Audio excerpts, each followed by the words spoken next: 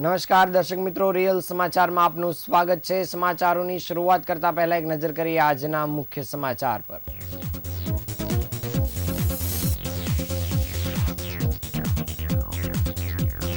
સુરતના ઉમૈયાધામ મંદિર ખાતે 25,000 દીપ સાથે માતાજીની ભવ્ય મહાઆરતી કરાઈ।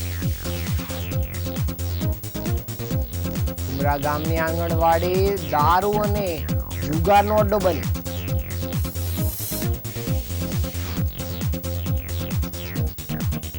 सूरत एसटी विभाग द्वारा 40 नवी बसों प्रारंभ मंत्री हर्ष संघवीए लीली झंडी आपी।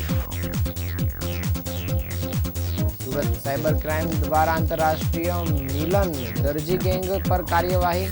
गुजसीटो हेठळ नास्ता फरता आरोपी ने झड़पी पाड़ी।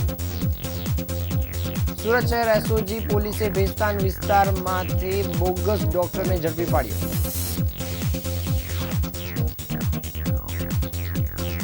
सूरतना विविध विस्तारमांथी 59 केसों पकड़ाયેલ लाखोनी किंमतना दारूनो करायो नाश।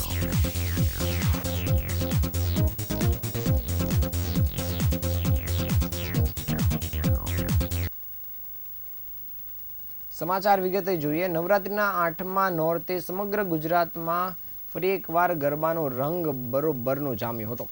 छेल्ला 2 दिवस वरसेला वरसादना वादळो हटता ज अमदावाद, वडोदरा, सूरत और राजकोटना गरबा ग्राउंड खेलैयाओथी भरायेला जोवा मळ्या हता। वरसादना विराम बाद खेलैयाओनो उत्साह 8 गणो वधी गयो हतो અને મોડી રાત સુધી પરંપરાગત કેડિયું તથા ચણિયાચોળીમાં સજ્જ થઈને યુવાધને મારું મન મોર બની થનગાટ કરે જેવા વિવિધ ગરબાના ગીતો પર તાલ સાથે ગરબે ઝીલ્યા હતા। ત્યારે સુરતમાં આઠમના મહાપર્વ નિમિત્તે વરાછા વિસ્તારમાં આવેલ ઉમૈયાધામ મંદિર ખાતે ભવ્ય કાર્યક્રમનું આયોજન કરવામાં આવ્યું હતું। આ ભવ્ય મહાઆરતીમાં 25,000થી વધુ દીવડાઓ વડે માં જગદંબાની અલૌકિક મહાઆરતી કરવામાં આવી હતી। દીવડાઓની ઝગમગાટથી સમગ્ર પરિસર દિવ્યતા અને ભક્તિભાવથી છલકાઈ ઉઠ્યું હતું। આ વર્ષે આયોજકો દ્વારા ઓપરેશન સિંદૂર પર આધારિત વિશિષ્ટ થીમ રાખવામાં આવી હતી। આ અંતર્ગત આ દિવ્ય महाआरती देशना शूरवीर भारतीय सैनिकों ने समर्पित करवामां आवी हती। देशभक्तिनी लागणीओथी ओतप्रोत आ कार्यक्रममां मोटी संख्यामां भक्तजनो उमटी पड्या हता। दीवडाओनी रोशनीमां जगमगतुं मां उमैयाधाम मंदिर अद्भुत नजारोमां सर्जायो हतो, ज्यारे माताजीना जयघोषथी समग्र परिसर गूंजी उठ्युं हतुं।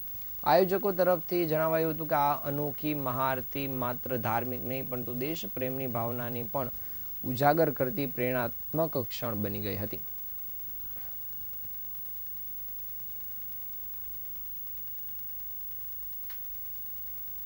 हाल नवरात्रिना पर्वमां युवाधन हिलोळे चढ़्युं छे अने गरबा रमवामां मस्त छे, त्यारे सूरतना वनिता विश्राम संकुल अंतर्गत आवती डॉक्टर पीवीडी प्राथमिक कन्या शाळा में नवरात्रि पर्व की उजवणी करवामां आवी हती। आ प्रसंगे धोरण 5 થી 8 धोरण में अभ्यास करता 753 विद्यार्थिनीओ और शिक्षक मंडळे माताजीनी आरती करीने आनंदपूर्वक गरबा रम्या हता। विद्यार्थिनीओए अगाऊ लीलाबा शाळा में योजायेल शेरी गरबा स्पर्धा में 8 कृतिमांथी प्रथम क्रम मेळवी गरबो અહીં રજૂ કર્યો હતો તેમજ સૌની પ્રશંસાનું પાત્ર બન્યા હતા।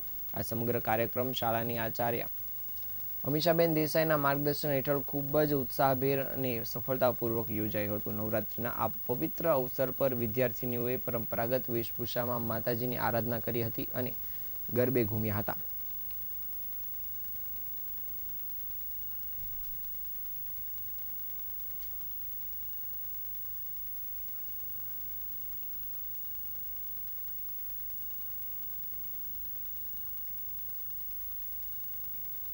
सूरत शहर में उमरा गाम विस्तार में आवेली सूरत महानगरपालिका संचालित आंगणवाड़ी क्रमांक 510 हाल बाळकोना शिक्षण केन्द्रना बदले दारू पीवा अने जुगार रमवानो अड्डो बनी गयुं छे। माहिती मळ्या मुजब आंगणवाड़ीनुं निर्माण आश्रे 13 થી 14 वर्ष पहला करवामां आव्युं हतुं, परंतु निर्माण बादथी आंगणवाड़ी क्यारेय शरू करवामां आवी नथी। समयांतरे जाळवणीना अभावे इमारत हाल खंडेर जेवी हालतमां परिणमी छे। સ્થાનિક રહેવાસીઓના જણાવ્યા મુજબ અસામાજિક તત્વો આ જગ્યાનો ઉપયોગ દારૂ પીવા, જુગાર રમવા અને ગેરકાયદેસર પ્રવૃત્તિઓ કરવા માટે કરતા હોય છે। અત્રે સુધીમાં દારૂ પીવા માટે અંદર સોફાની વ્યવસ્થા પણ કરી દેવામાં આવી છે. સ્થાનિક લોકોએ આક્ષેપ કર્યા છે કે બાળકોના શિક્ષણ અને વિકાસ માટે બનેલી આંગણવાડી હવે ગેરકાયદેસર પ્રવૃત્તિઓ માટે વપરાઈ રહી છે, જે સુરત મહાનગરપાલિકાની ઘોર બેદરકારીનું ઉદાહરણ છે. હાલ તો મુખ્ય પ્રશ્ન એ ઉઠી રહ્યો છે કે જો આંગણવાડી 13 થી 14 વર્ષ પહેલાં બની હતી તો આજ સુધી શરૂ કેમ કરવામાં આવી નથી. એક તરફ શહેરની શાળાઓમાં ઓરડાની અછત હોવાની ચર્ચા છે, તો બીજી તરફ તૈયાર આંગણવાડીની ઇમારતનો ઉપયોગ દારૂ પીવા અને જુગાર રમવા માટે થતો હોય તે ગંભીર બાબત છે.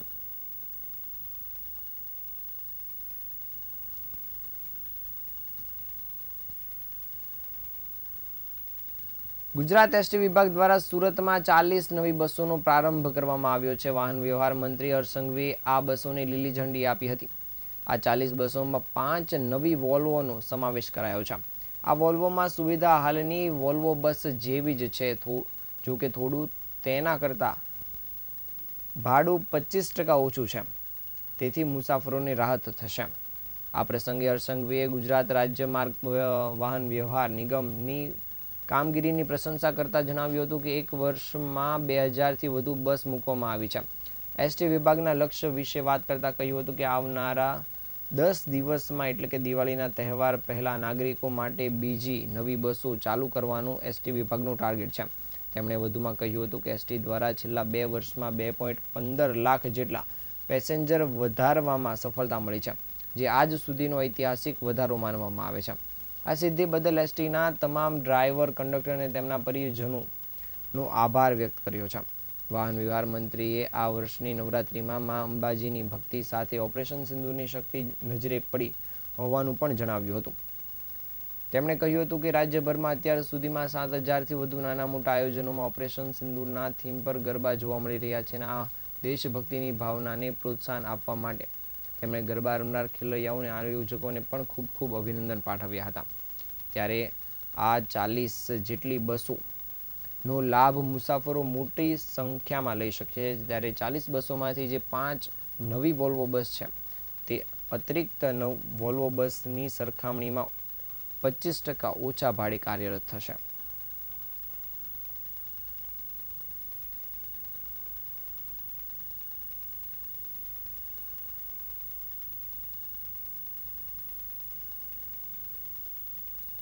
સુરત શહેર સાયબર ક્રાઇમ સેલે દુબઈથી સંચાલિત થતી અને સાયબર ક્રાઇમ આચરતી આંતરરાષ્ટ્રીય મિલન દરજી ગેંગ વિરુદ્ધ નોંધાયેલ ગુજસીટોક ગુનામાં છેલ્લા ઘણા સમયથી નાસ્તા ફરતા મુખ્ય આરોપીના કૌટુંબિક ભાઈ અને ગેંગના સભ્યને ઝડપી પાડ્યો છે. ઝડપાયેલા નાસ્તા ફરતા આરોપીઓની ઓળખ રાજ રૈયાણી તરીકે થઈ છે. તે મૂળ ભાવનગર જિલ્લાના ઝાંઝમેર ગામનો રહેવાસી છે અને હાલ સુરતના કાપોદ્રા વિસ્તારમાં રહે છે. રાજ રૈયાણી દુબઈમાં રહેતા ગેંગ લીડર મિલન દરજીની દોરવણી હેઠળ ભારતમાં અલગ અલગ બેંકો એકાઉન્ટો પર કમિશન પર મેળવવાનું કામ કરતો હતો. તેનો ઉપયોગ સાયબર ક્રાઇમના પૈસા ટ્રાન્સફર કરવા માટે થતો હતો. જે મુખ્ય આરોપી મિલન દરજીનો કૌટુંબિક ભાઈ છે. આંતરરાષ્ટ્રીય ઓર્ગેનાઇઝ્ડ સાયબર ક્રાઇમ રેકેટ ચલાવતી આ ગેંગ સામે ગયા વર્ષે જ સાયબર ક્રાઇમ પોલીસ સ્ટેશનમાં ગુનો નોંધાયો હતો અને આ ગેંગ ભારતના લોકો સાથે સાયબર ફ્રોડ આચરીને ચીની ગેંગ સાથે મળી પૈસા ટ્રાન્સફર કરાવી આ રેકેટ ચલાવતી હતી. હાલ પોલીસે આ સાયબર ક્રાઇમ ગેંગ વિરુદ્ધ ગુજસીટોકનો ગુનો નોંધવાની સાથે આ વધુ એક આરોપીની ધરપકડ કરી આગળની તપાસ કામગીરી શરૂ કરી છે.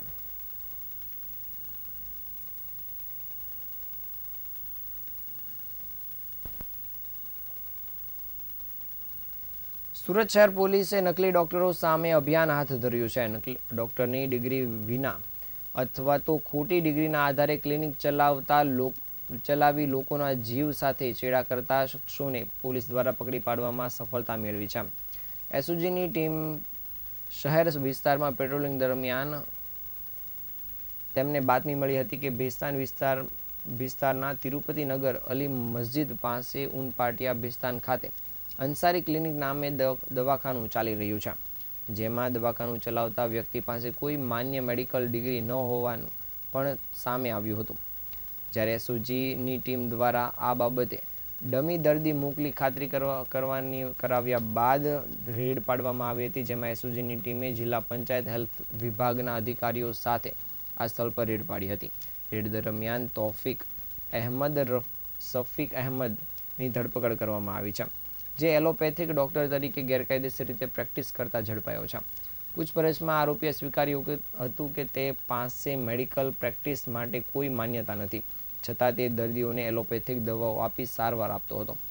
પોલીસે રેડ દરમિયાન તેની પાસેથી 5,28,000નો મુદ્દામાલ પણ કબજે કર્યો છે. હાલ પોલીસે આ કામગીરી માટે ભેસ્તાન પોલીસ સ્ટેશનમાં ગુનો નોંધાવ્યો છે અને આગળની તપાસ કામગીરી શરૂ કરી છે.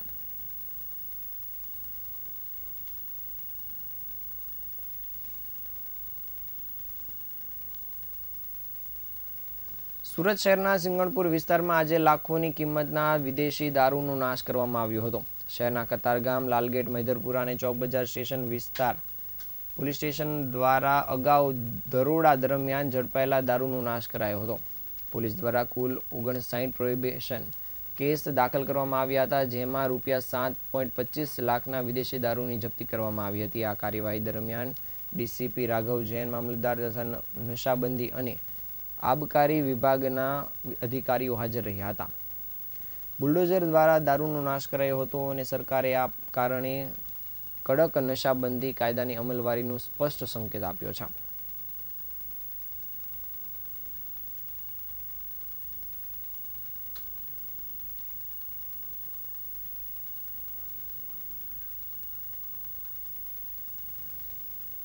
નવસારીના વાંસદા તાલુકાના સણઘઈ ગામમાં મિની વાવાઝોડાના કારણે ભારે તારાજી સર્જાઈ હતી.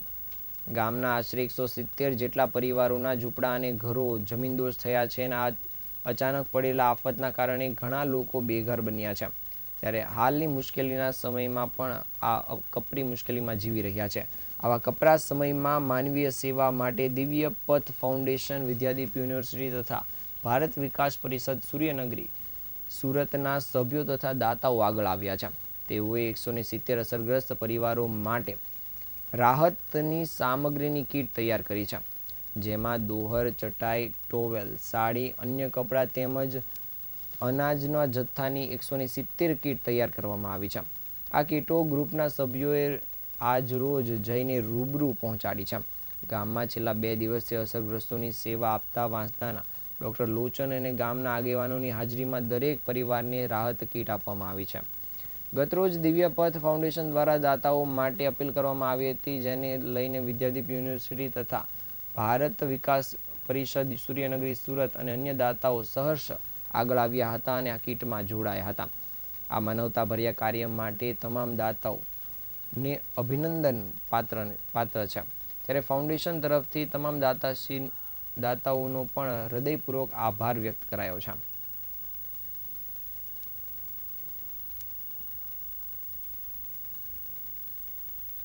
દક્ષિણ ગુજરાતના ઘણા ગામડાઓને ખૂબ જ પ્રભાવિત કર્યા. લોકો બેઘર બન્યા.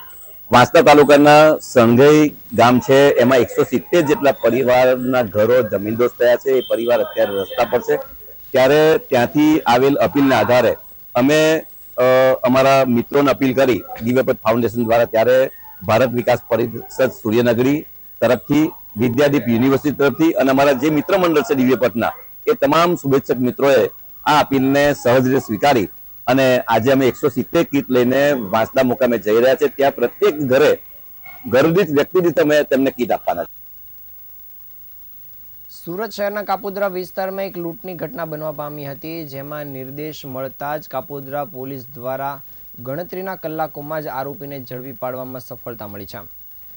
ગત રોજ 11 વાગ્યાના અરસામાં સુધીરભાઈ ગોયાણી નામના વ્યક્તિ પોતાની કાળા રંગની મહિન્દ્રા સ્કોર્પિયો કાર લઈને જઈ રહ્યા હતા. તે દરમિયાન બરોડા પ્રેસ્ટેજ પાસે બાલ મુકુંદ જ્વેલર્સની સામે 3 અજાણ્યા ઈસમોએ તેમની પાસે આવી છરી બતાવી ગાળગલોચ કરી જાનથી મારી નાખવાની ધમકી આપી હતી અને તેમની સ્કોર્પિયો કાર લઈ નાસી છૂટ્યા હતા.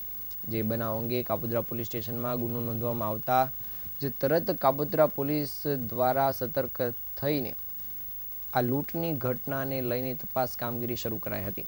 જે દરમિયાન કાપોદ્રા પોલીસના સર્વેલન્સના સ્ટાફને બાતમી મળી હતી.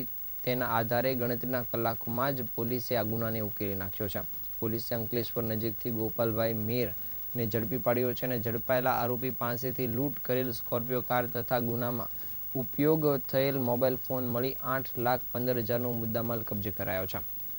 પોલીસે આરોપી સામે આગળની કાયદેસરની કાર્યવાહી હાથ ધરી છે, સાથે જ્યારે 2 આરોપીઓની શોધખોળ પણ શરૂ કરી છે.